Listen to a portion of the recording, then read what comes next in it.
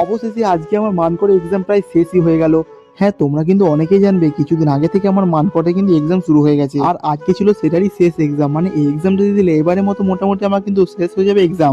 আর সেই জন্য কিন্তু আমি সকাল সকাল একেবারে ফ্রেশ হয়ে সবকিছু গোছাগুছি করে নিয়ে গাড়িটাকে হালকা করে মুছতে লাগলাম, কারণ গাড়িটা কিন্তু প্রচন্ড নোংরা হয়েছিল। যাই হোক, এদিকে কিন্তু মোছামুছি হয়ে গেলে একেবারে রেডি হয়ে আমি কিন্তু বেরিয়ে পড়ি মানকড়ের উদ্দেশ্যে। আর রাস্তার মধ্যে এতটা পরিমাণে কুয়াশা ছিল, আমাদের তো সকাল সকাল বেরিয়ে একেবারে ঠান্ডায় লেগে গিয়েছিল। আর সেই জন্য আমি আর বন্ধুকে দাঁড়িয়ে পড়ি এরকম একটি চায়ের দোকানে, এবং সেখান থেকে 2 কাপ চা নিয়ে কিন্তু আমরা খেতে শুরু করে দিই। আর এদিকে আমাদের চা খাওয়া হয়ে গেলে আমরা কিন্তু আবারও বেরোবি মানকড়ের উদ্দেশ্যে।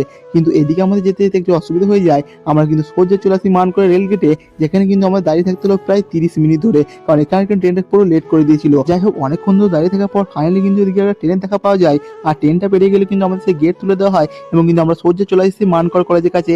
এবং আজকে আমরা কি অন্য জায়গায় গাড়িটা পার্কিং করেছিলাম, যেটা কিন্তু ছিল পুরোই ফাঁকা। যাক, এদিকে তো গাড়ি পার্কিং করে আমরা সোজা চলে আসি কিন্তু কলেজের ভিতরে। আর আজকে কিন্তু কোনো রকম ভাবে কিন্তু পরীক্ষাটা কমপ্লিট করে ফেলি। 3 ঘন্টা পরীক্ষা দেওয়ার পর মনে মনে তো একটু খুশি হচ্ছিলাম, কারণ আজ থেকে আমাকে কলেজে আসতে হবে না। আর এটা ভেবে কিন্তু অনেকটা খুশি লাগছিল। যাক, এদিকে দেখছি নেক্সট পরীক্ষার্থীরা কিন্তু এদিকে বসে আছে, যারা কিন্তু এবার পরীক্ষা দিতে ঢুকবে। আর আমি কিন্তু এদিকে বন্ধুর জন্য দাঁড়িয়েছিলাম, আর বন্ধু আসতে আমরা কিন্তু বাইক নিয়ে বেরিয়ে পড়ি বাড়ির উদ্দেশ্যে।